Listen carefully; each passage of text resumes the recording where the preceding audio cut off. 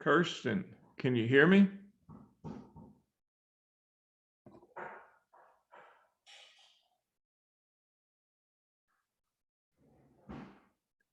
Kirsten.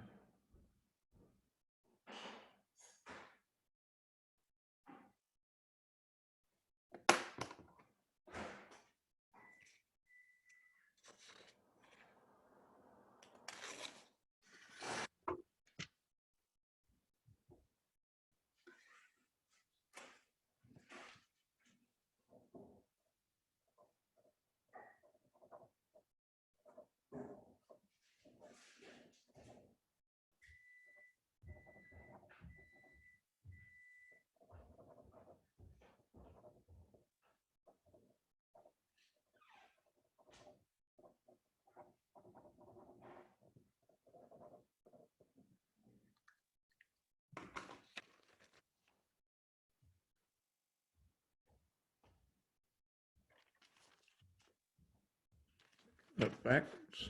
That's weird. No, that is weird.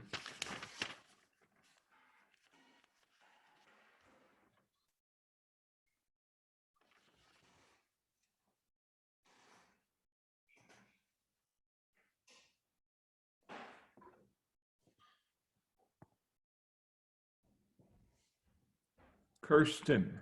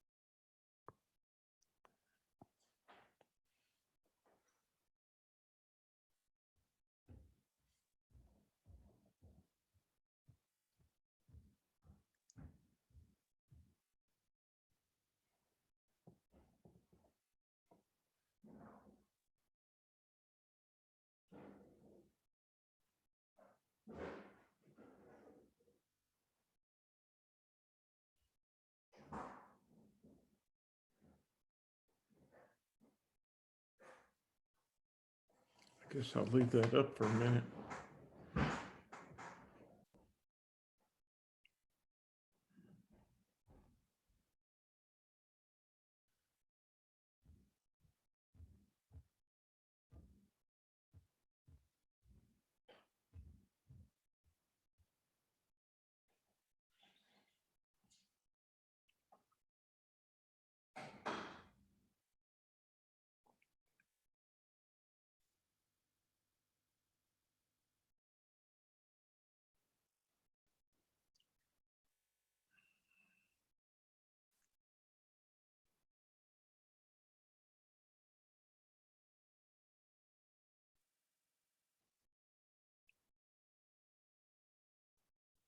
Kirsten, can you hear me? Is my microphone on? Yeah, appears to be.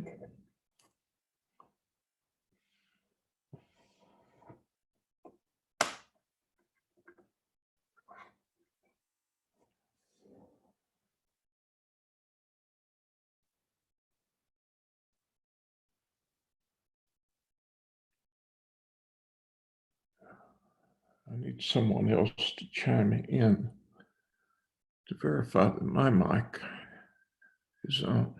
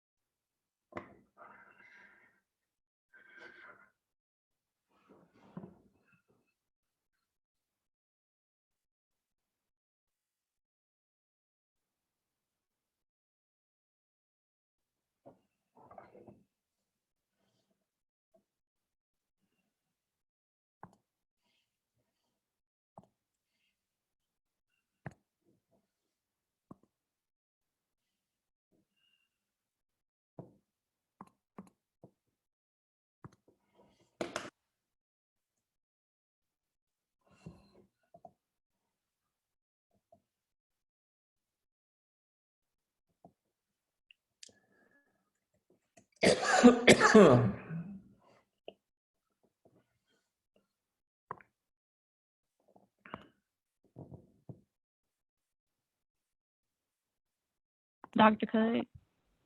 Hey, who am I talking to? This is Kirsten. I had to call in. Okay, well, your square, there is a block showing you attending, but there was no audio or video. I don't know what was going on, but I could hear you the whole time. Okay. Can you see anything? I can see you. Good enough. If you can see me, then you can see the slides and what I Okay. write. By the way, you have to send in your work for the quiz. You know that, don't you? I did not. I went back and read the syllabus after I just read your email. Now that I did not read it, I must not have read it very thoroughly. But did you want me to take a picture of the Excel spreadsheet? Because from my understanding, my question. No. No.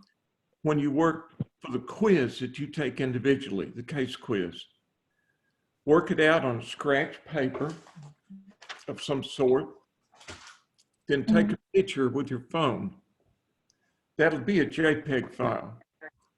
Email it to me as an attached file. And that's what I grade. You get one drop quiz, so this first quiz will have to be your drop score.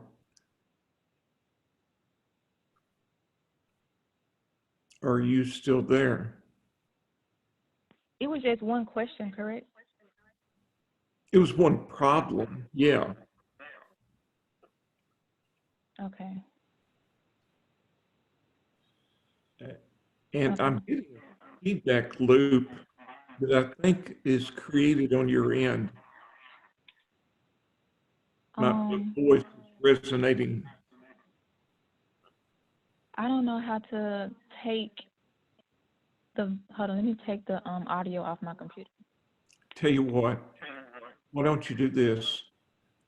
Tomorrow, call the help desk at MC. I've got a number for you if you're ready. Okay. 601 Mm-hmm.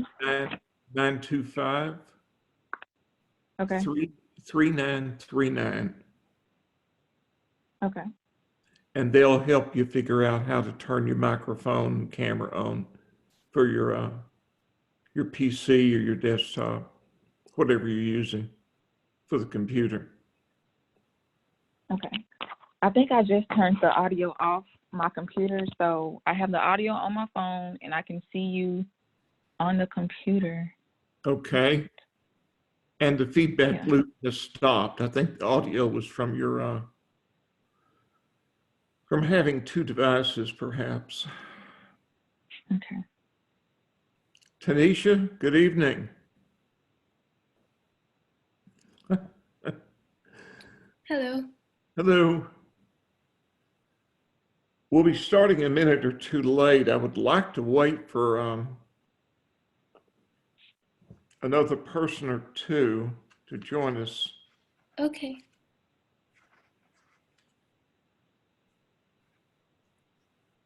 Megan, Tim, and Gray. Who am I leaving out? And Jessica.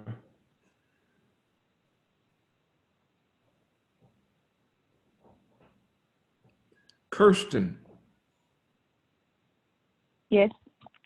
You didn't make the first meeting, the Zoom meeting. Did you look at the Zoom video? I did not. You need to. That'll. Okay. Hopefully, last semester, last term, my students told me the Zoom videos helped a whole lot. Okay. My intent is to take you through just the basic heart of the problem, the major problem with each chapter. Not through all the details and the additional information. You can get that from the PowerPoint slides or from the YouTube videos. But I think it'll make things easier for you. Yeah, obviously, Okay. if you can attend the meeting like you are tonight, great. And if not, if you miss the meeting, try to look at the Zoom recording. It takes me about a day to get that posted. Okay.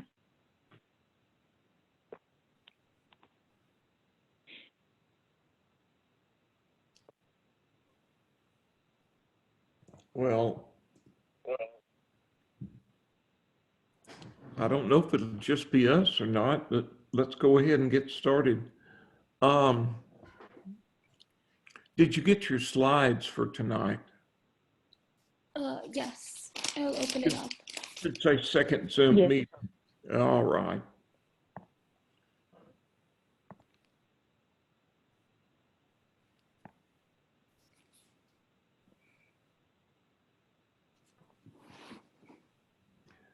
Okay, we really have two chapters, mergers, which is chapter 22, I believe, and bond refunding, which is chapter, it may be 18, I don't know, but it involves bond refunding as well as rights offerings. Okay. Back in Finance 341, We covered how to value a corporation stock.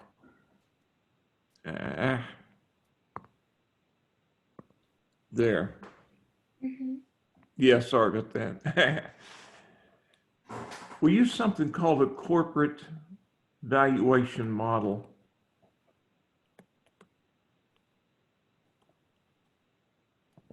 And when we use the corporate valuation model, our discount rate was the cost of capital. Yes.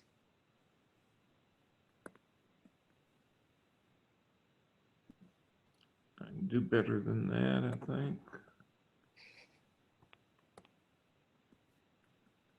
The after-tax cost of debt times the weight for debt plus the cost of equity times the weight for equity.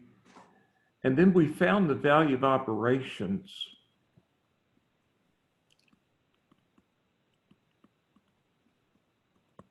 by taking free cash flow. And we were assuming no growth. So there was not this additional subtraction of money plowed in for growth. Anyway, my point is, we captured the effect of debt in our discount rate, not in our cash flows. Tonight, we look at a different model. It's called the compressed APV model.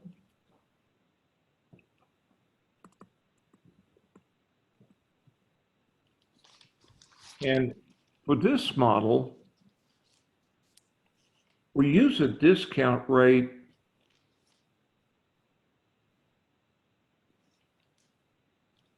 called the unlevered cost of equity.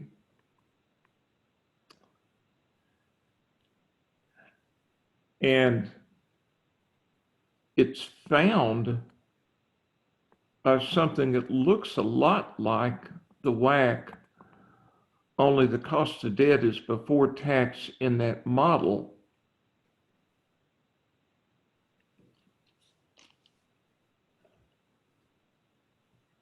But it's removed. It's what the company's required rate of return on equity would be if they had no debt. And then the cash flows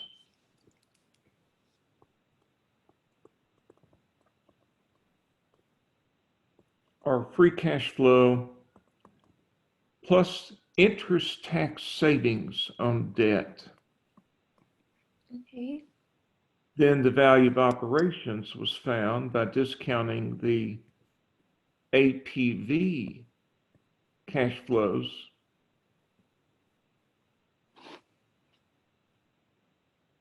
using the unlevered cost of equity as our discount rate. Key point is, with the APV model, we actually capture the cost of debt in our cash flows rather than our discount rate. It may not be apparent, but that's the primary difference in the two models. A primary difference. With a corporate valuation model, we capture the cost of debt in the discount rate, which is the WACC. With the compressed APV model, we capture the cost of debt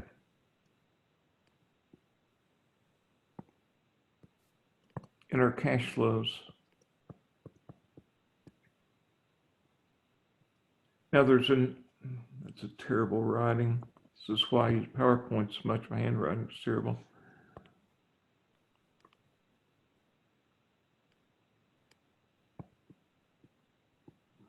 Another major difference between the two models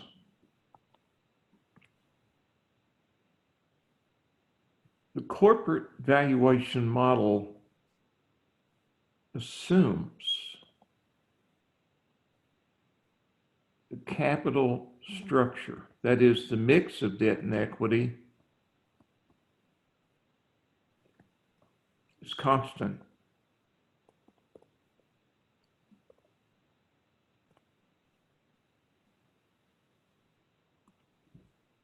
While the compressed APV model allows the capital structure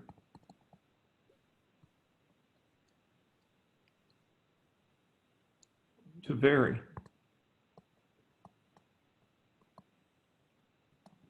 Bottom line is this.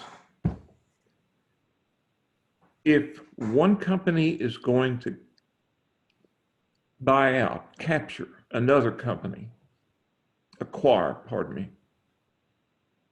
when you use the corporate valuation model, it's only valid if you assume that the capital structure is unchanged.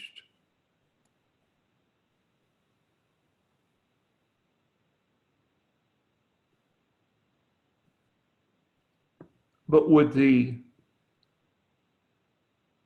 compressed APV model, we're not restricted by that. The capital structure can be, one company can acquire another one that ramp up its debt or cut back on its debt. The bottom line is the compressed APV model is more flexible. You can use it even if you're not going to change the capital structure, and you get the same answer you do with a corporate valuation model. But if you are going to change the capital structure, which is often the case, then the compressed APV model is more useful. It's valid. Mm-hmm. All right. Now, the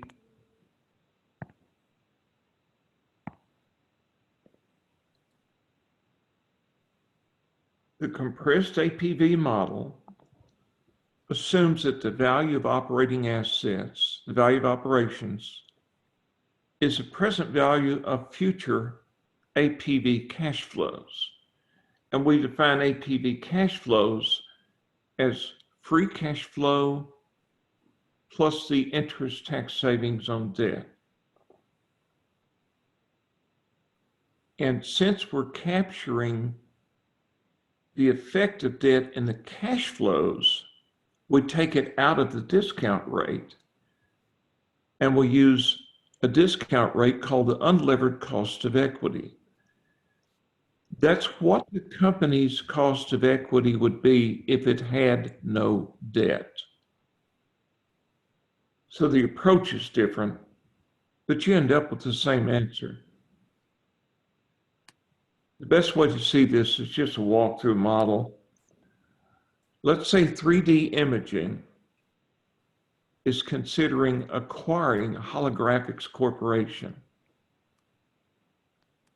Now, right now, Holographics has a 10% interest rate on debt, a capital structure that's 25% debt, and therefore 75% equity. They're facing a tax rate of 20%, and they have a levered beta of 1.5. Now, other information that's useful would be to use the CAPM, which we will, is the interest rate on risk-free assets like Treasury securities, that's 4%, and the return on an average risk stock, the return on the S&P 500. We're assuming that's 12%. So here are the steps. First, you find the levered cost of equity using the CAPM, then the unlevered cost of equity using this model. And by the way, the name for this model, this is called the Hamada model.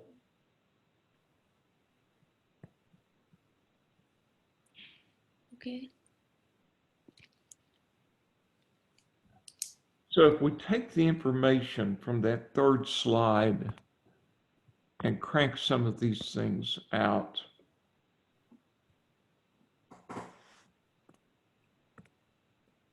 first, using the CAPM, Mm-hmm. which states that the levered cost of equity is the risk-free rate plus the return on the market minus the risk-free rate times the levered beta. Now, back in your undergraduate and in Finance 6541, we didn't make a distinction between the levered beta and unlevered beta. If you simply look up a company's beta, that is the levered beta. So for our company, we've got a risk-free rate of 4%, a return on an average stock of 12, and with our levered beta, we see that the stockholders of HC Corporation would require a 16% return on their stock. Then the second step is we back out the effect of the leverage using the Hamada model, which is the unlevered cost of equity. Okay. I'm going to write it a little bit differently, just changing the order. Be the before tax cost of debt times the weight for debt plus the levered cost of equity times the weight for equity. It looks just like the CAPM, only we take one thing out. We don't multiply the cost of debt by 1 minus the tax rate. If you'll notice, it's missing. Yeah. Okay. So our weight for debt is 25%, backwards. Our before tax cost of debt, the interest rate on debt, is 10%. The weight for debt is 25%. We just determined the levered cost of equity is 16%, and the weight for equity would be the other 75%.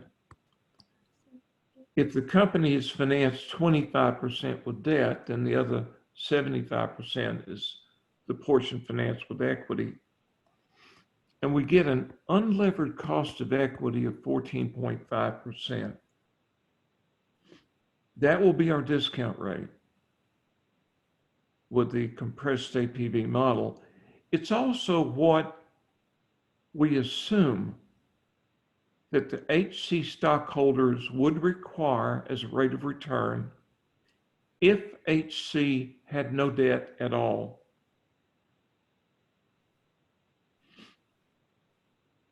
You with me so far? Yes. So to work one of these problems, first you run the information through the CAPM to get the levered cost of equity. Then you run it through the model to get the unlevered cost of equity. Mm-hmm. And it should be lower than the cost of equity because R sub SL, 16%, is what the stockholders for HC require if it has debt. So without debt, it ought to be safer. And we find, based on the Hamada model, that return should be 14.5%, a little lower. If the company had no debt, it would appear safer. So the stockholders would require a lower return. Now, we're assuming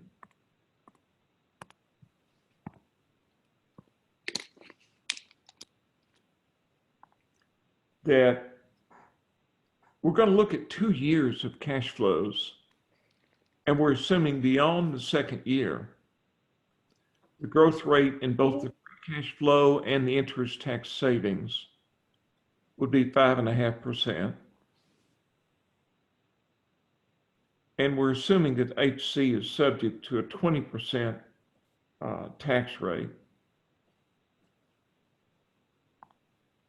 So in this example, we're given these cash flow figures for years 1 and 2, depreciation, EBIT, the change in operating capital, that is how much they expand, and the interest expense.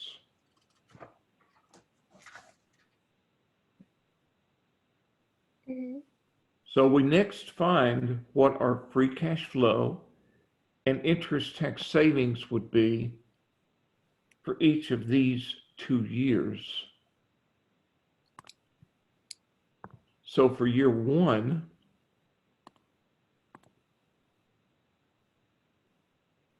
and keeping in mind that the free cash flow is what we used to call NOPAT.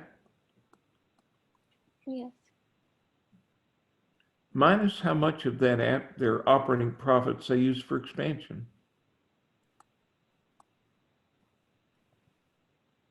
So our free cash flow for year 1 would be the EBIT for year 1, which was 800 times 1 minus our tax rate, minus how much they plow back to finance expansion. And we get a free cash flow in year 1 of 440. 440. In year 2, we've got EBIT of 900 million, an expansion of 300. So we end up with free cash flow of 420 in year 2. Now the interest tax savings for each year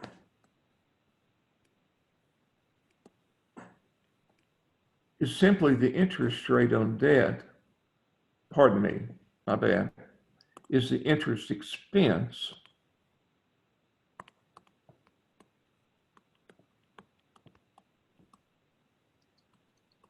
times the tax rate. Interest expense is tax deductible, so we're looking at interest savings from the tax deduction. So our interest tax savings in year 1 would be the interest expense of 100 times our tax rate.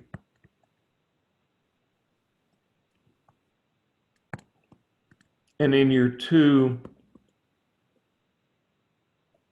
our interest expense of 150 times the tax rate.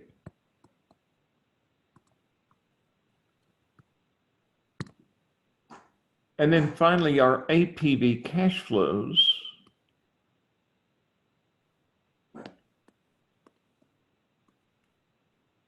how should I write this?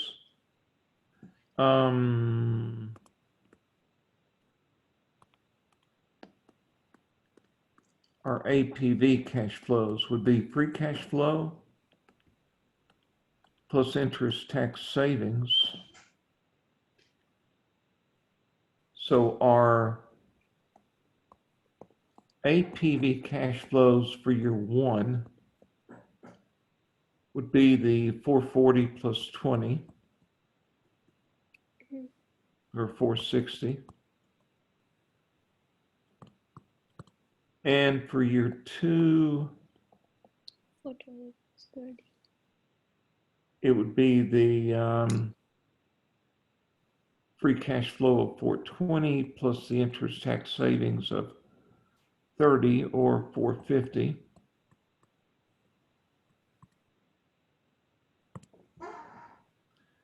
So that would be our APV cash flows for years 1 and 2. But of course, if we acquire the company, we plan to keep it forever. And we're told that the cash flows are expected to grow at a constant rate of, 5.5% after the second year. So,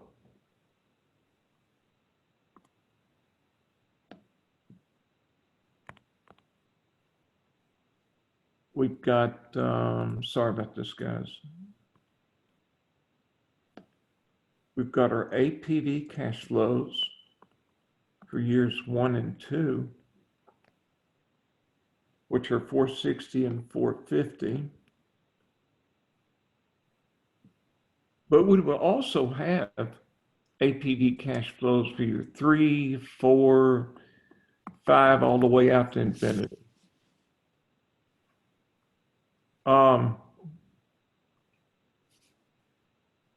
The value of all of those cash flows, because they grow at a constant rate beyond year 2, we could find the value of those cash flows as a single lump in year $2. Your author calls this a horizon value. By taking the APV cash flow for year 2 times 1 plus that growth rate divided by our discount rate minus that growth rate. This is a model to find the present value of a set of cash flows that grow at a constant rate G and go forever, where our discount rate is R sub SU, the unlevered cost of equity. If you ever sue for lost future wages, this is the formula that will come up in court. It is simply an algebraic present value function. In our particular case, the cash flow in year 2 is 450. We're assuming a growth rate of 5.5%. Our unlevered cost of equity is 14.5%, and we subtract that growth rate. Excuse me. And that gives us a value of all the cash flows beyond year 2, discounted back to a single lump in year $2. Sorry, guys. There we go. 5275.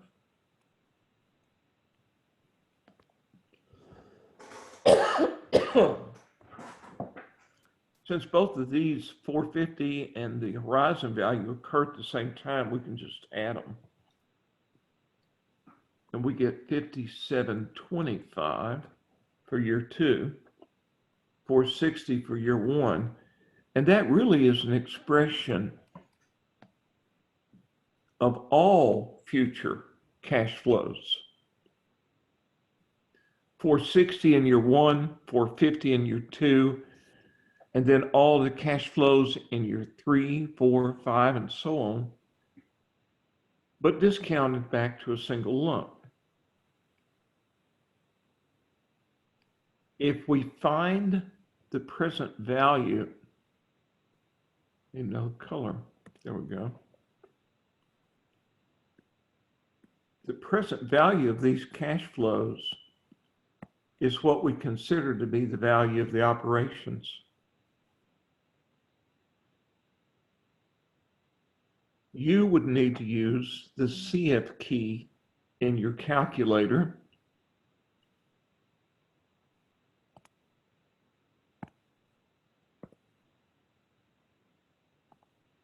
So if you have a BA2 plus, these would be the keystrokes. You're putting in the cash flow at time 0 is 0. In year one, it's 460. In year two, and then there's our discount rate. And we get a present value of all future APV cash flows, or the value of operating assets of that figure. If you happen to use the HP10B2, whoops.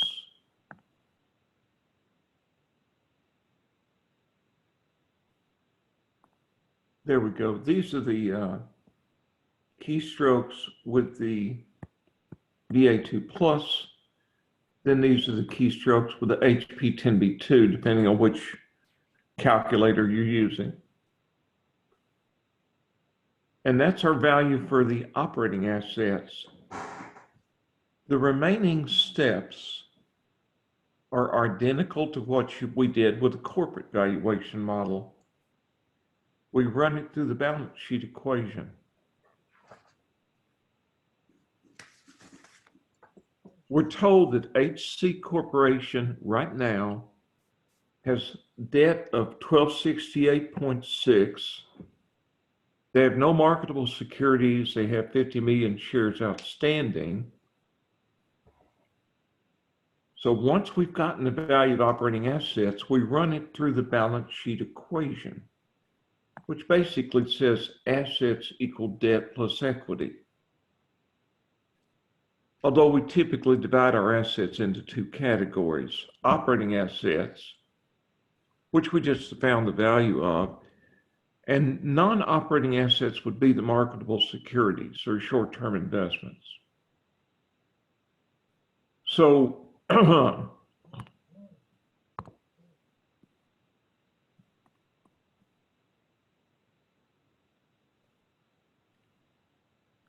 we would take the value of operating assets plus the value of non-operating assets,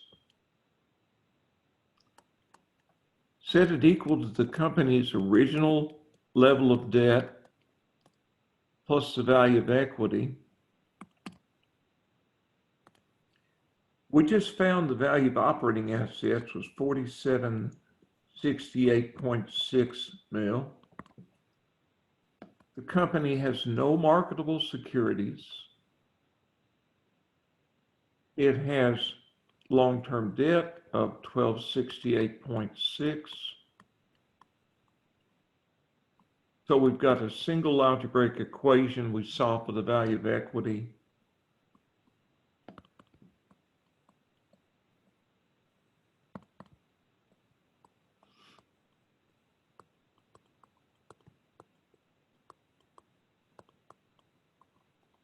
And yes, I rigged it so that it was a nice round number. Then to find the value of the equity per share, and the hat simply means estimate. We take the value of the equity, divide by the number of shares.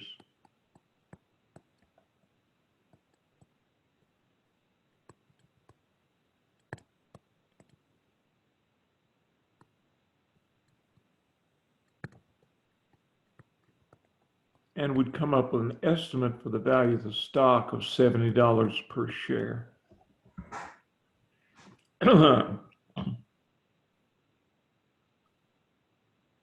haven't been pausing and asking for questions, but jump in anytime you have a question. Or slow me down if you want to and say, Cudd, what did you just do? Do you follow this so far? Yes. Let me Yes. recap it very quickly.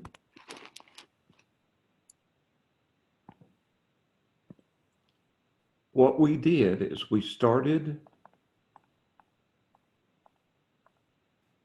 by finding our cash flows, our APV cash flows for the first. In this case, they grow unevenly for 2 years, then at a constant rate from then on. So we used these two formulas to find the two components of the APV cash flow, add them together for each year. then since they're uneven for the first 2 years, but grow at a constant rate beyond year 2, we use this formula for what we call the horizon value. And again, that's the value of all APV cash flows beyond year 2, discounted back to year $2.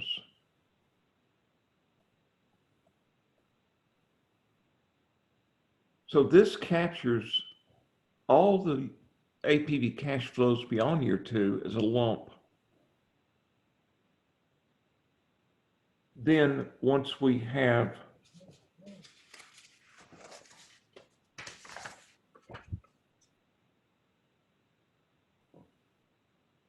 all these cash flows, we discount them back to the present.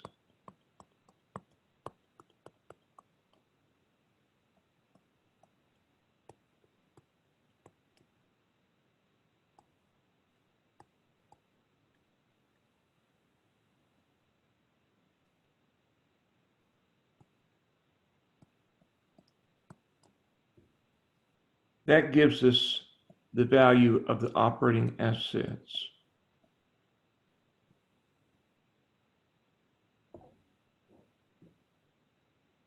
Then we run it through our balance sheet equation to solve for the value of equity, and then solve for the value of equity per share. Since we got a value of $70 a share,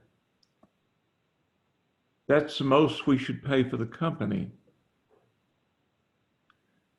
The most that 3D imaging should pay for HC Corporation is $70 a share. Of course, they hope to get it for a lot less.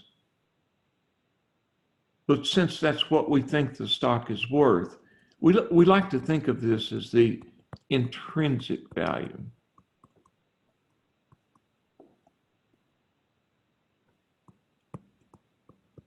Of Holographic Corporation stock, the true value of the stock. So that's the most we should pay. Those are the steps. I know you don't, I know 6541 is a distant memory, but really this is just like the corporate valuation model was, except you go a different route to find the value of operations.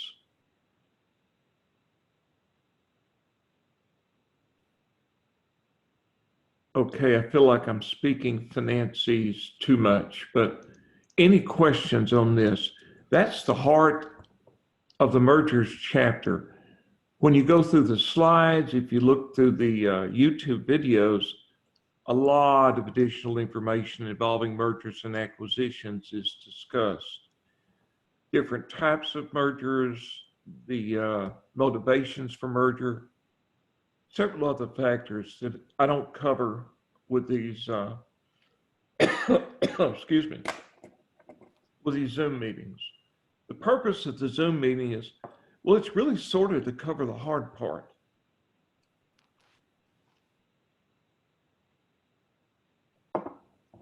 Any questions? Well, Kirsten, Tanisha? Nope. All No, right. I'm good. I'm good. Cool. All right. Now,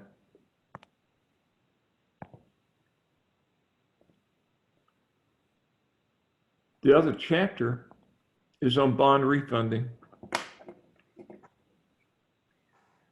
If you have a mortgage loan on a house, what usually happens to interest rates to cause you to want to refinance?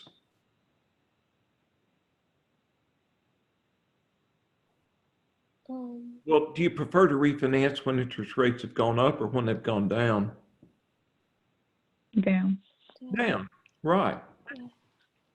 Corporations like to do the same thing with their bond debt. But to be able, if they've got some outstanding bonds that have high coupon rates, sometimes they like to retire the old bonds, replace them with new ones if interest rates have gone down, if bond yields have gone down. Mhm.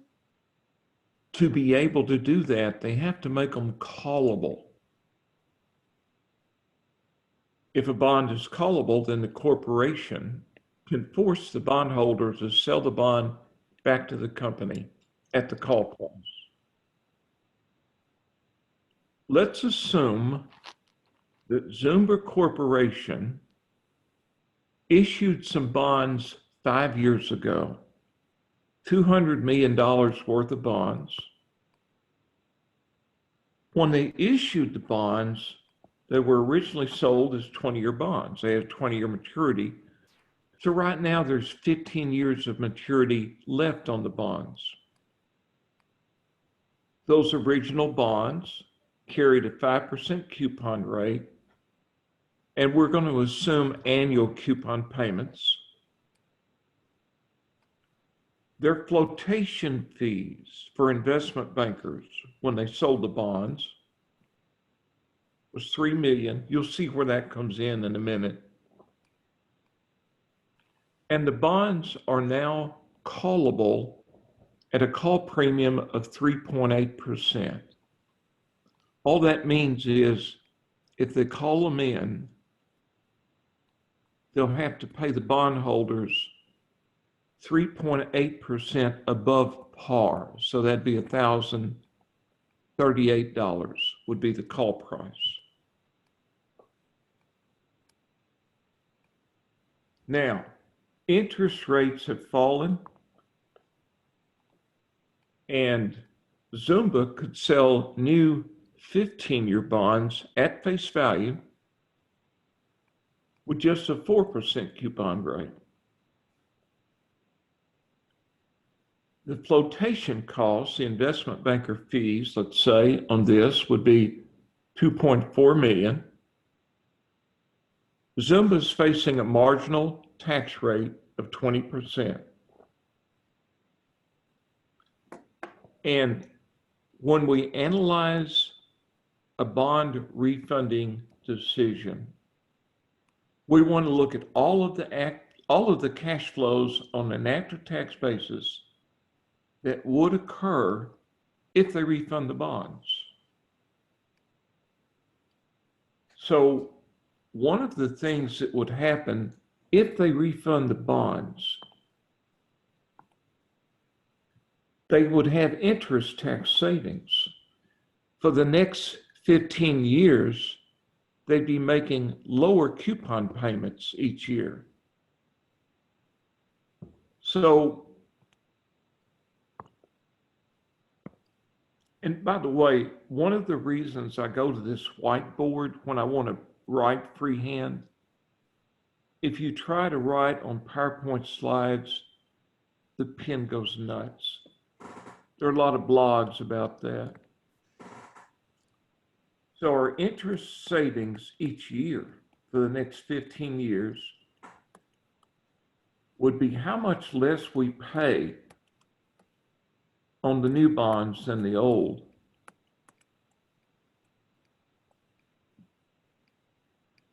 And interest expense is tax deductible. So we'd have to multiply it by 1 minus the tax rate to find our interest savings on an after-tax basis.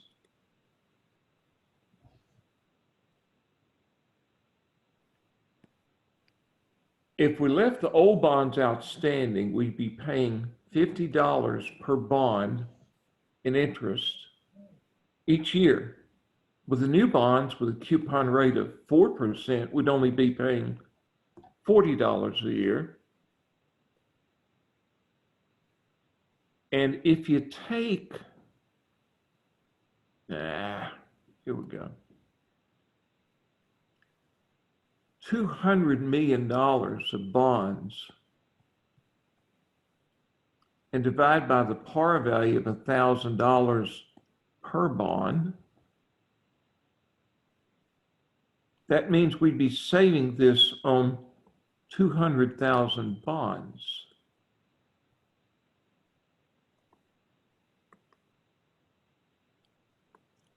With a marginal tax rate of 20%, we'd actually save $2 million per year for each of the next 15 years. If we refund the bonds, if we retire the old bonds, replace them with new bonds, we'll have a $2 million a year saving in interest expense for the next 15 years. Now, the other saving we would have deals with amortizing the flotation costs. When a company incurs flotation costs, it's not allowed to expense it, but it is allowed to amortize it. All that means is you basically get to expense it, but you have to spread it over the life of the bonds.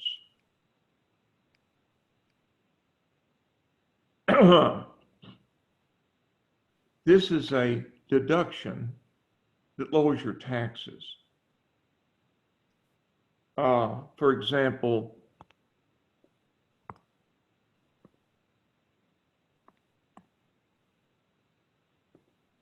again, the amortization tax savings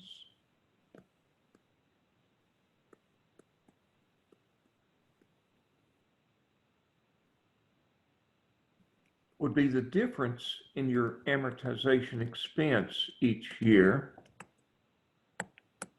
times the tax rate. With interest expense, we multiplied by 1 minus the tax rate because the interest expense was paid out each year. And to get its after-tax costs, we multiplied by 1 minus the tax rate. But the flotation costs on bonds are paid out immediately.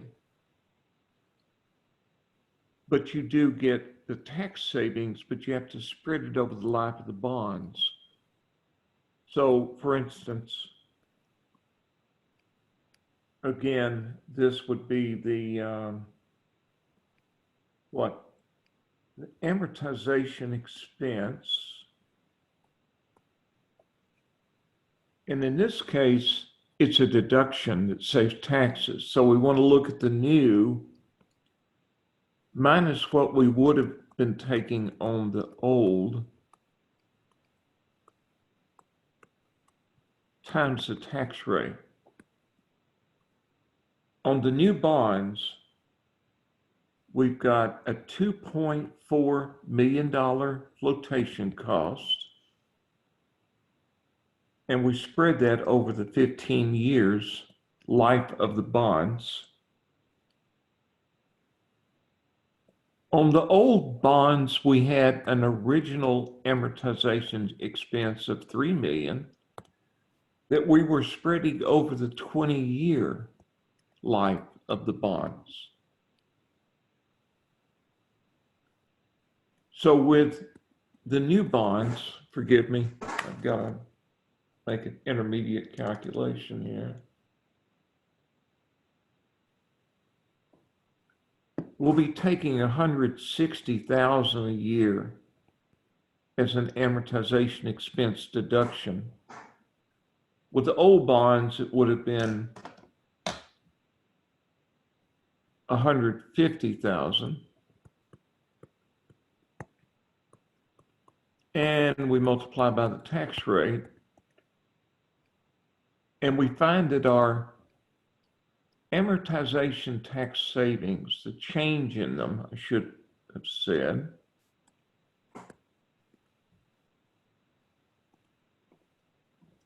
will be,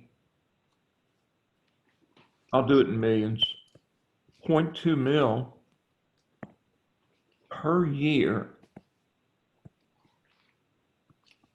for the next 15 years. Sometimes it's a savings. You get a greater tax savings on the new bonds amortization than the old bonds. Sometimes it actually goes up with the new bonds, in which cases would be a negative cash flow, but not in this case.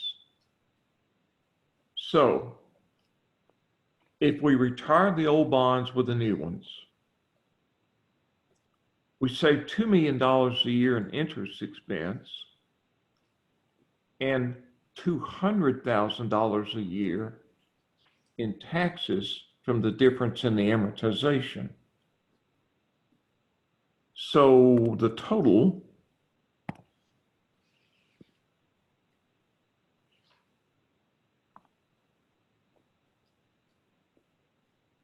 would be, let's see, I'm going to try this on the slides and see what happens. The total would be 2.2 million per year for 15 years. Now, an issue is what discount rate should we apply to those cash flows? They are contractual. They're highly certain. So the standard treatment is to use the after-tax cost of new debt. Notice we're using the interest rate on the new debt.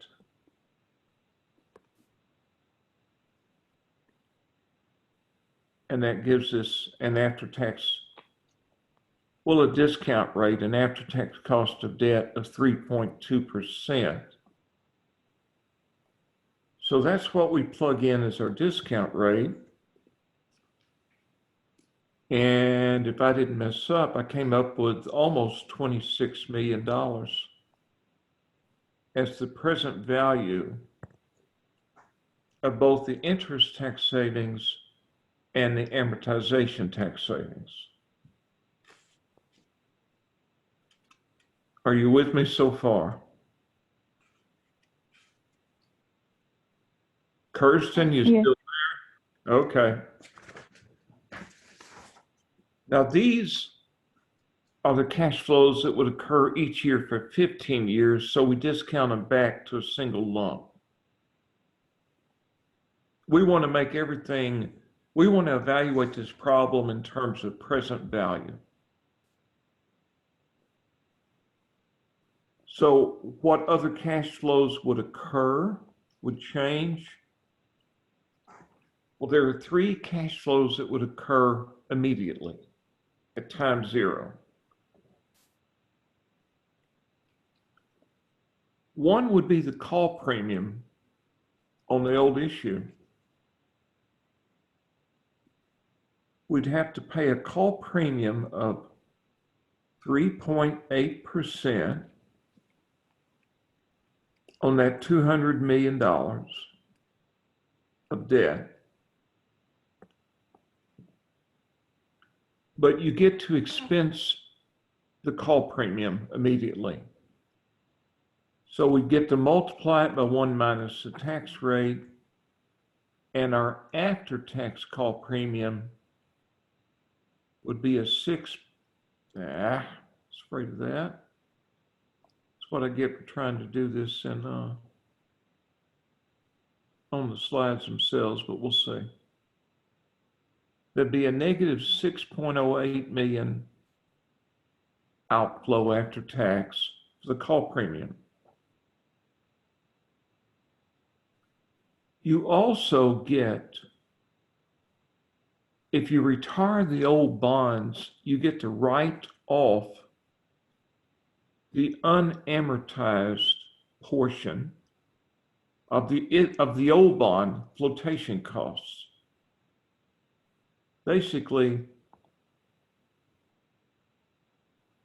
on the old bonds, we had a flotation cost of $3 million.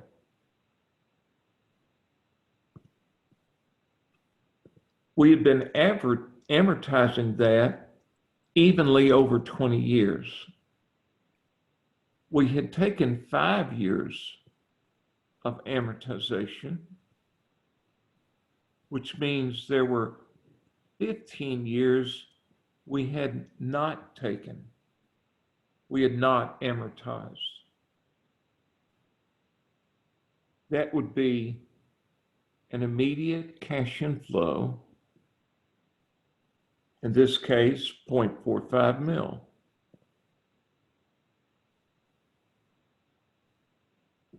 So the cash flows that would occur at time zero would be the call premium. You'd get to write off the unamortized flotation costs on the old bonds, and then you'd have the flotation costs of the new bonds, which is simply 2.4 mil.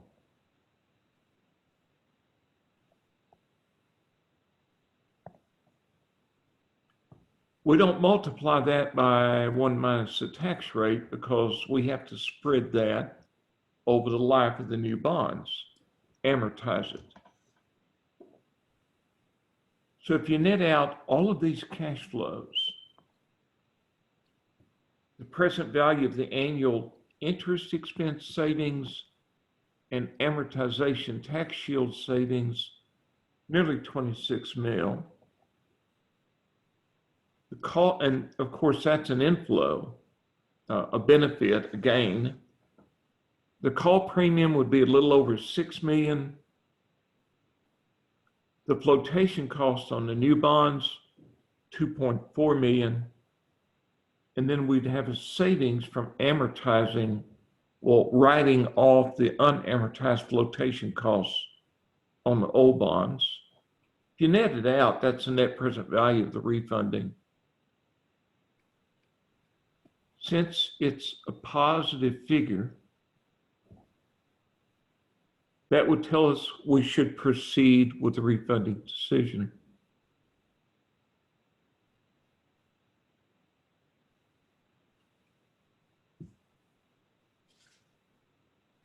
Questions?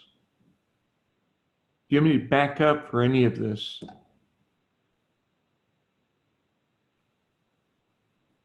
Well, you guys are silent. No, I was just still writing. Yeah. So you said if it's positive, that means we should go through with the refunding decision? Yeah. When we take all the cash flows and the time value of the cash flows into account, we're coming out nearly $18 million ahead in terms of current dollars if we refund. I guess another way to look at it, the refunding decision would add 17.8 something million to collective shareholder wealth. It would increase the value of the stock.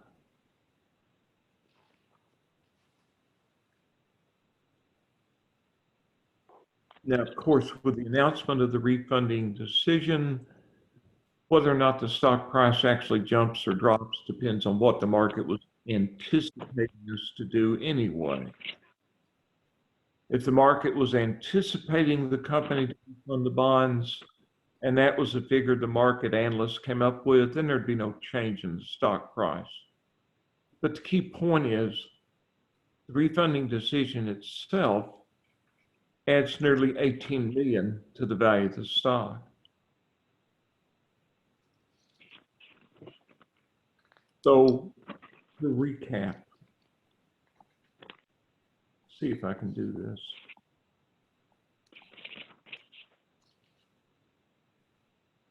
We determine the value of the annual interest tax savings for each of the next 15 years. I did that on the whiteboard. We determine the value of the amortization tax savings for each of the next 15 years. Together, they added up to 2.2 mil. Since we expect that each year for the next 15 years, we discount it back to the present. So we've got 2 annual items. We just count back to the present. And then we've got these items that occur right now.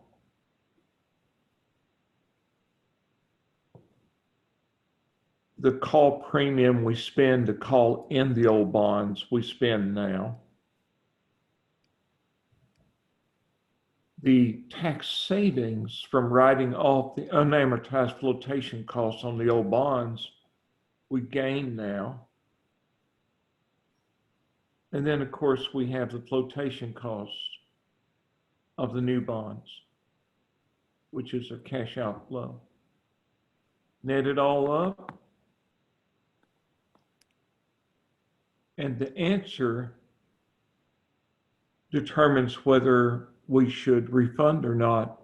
If the answer had been like a -5 mil, then that would have told us don't refund. We come out behind.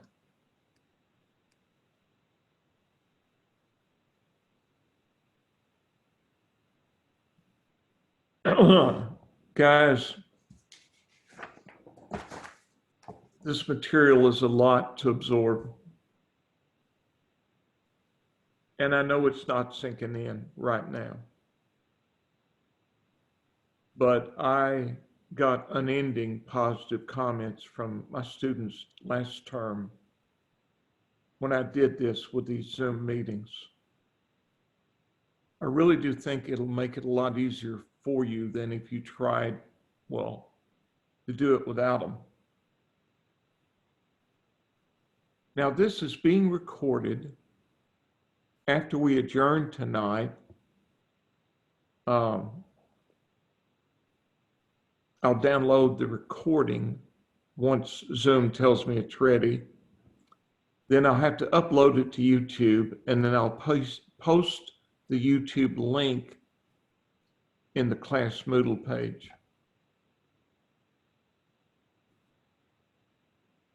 And then you can look at, you can look at it as many times or as few as you wish. And of course, another idea behind this recording is those who were not present tonight can see what we did.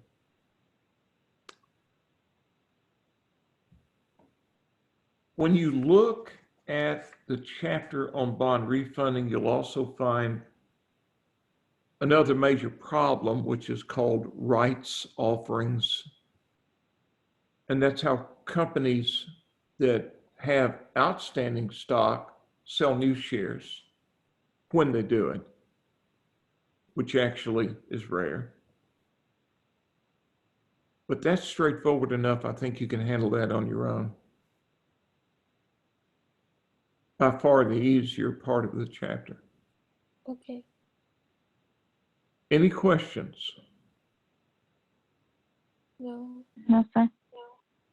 Okay. And Kirsten, for next week's quiz, you're going to remember to take a picture and send the work to me, right? Yes. Okay. You do get a drop quiz. That first one will be your drop quiz. Okay.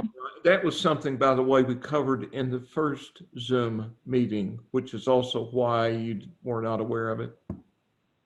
So it was in the syllabus, and we also covered it in the Zoom meeting. I went through parts of the syllabus with the first Zoom meeting. If you guys don't have, I'll be sure to. I will.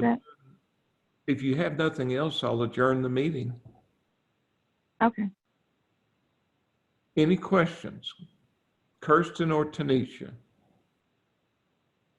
Not for me. Then I will see you next Monday night at 7 o'clock. You have a good week. You too. Bye-bye. I think I'm good.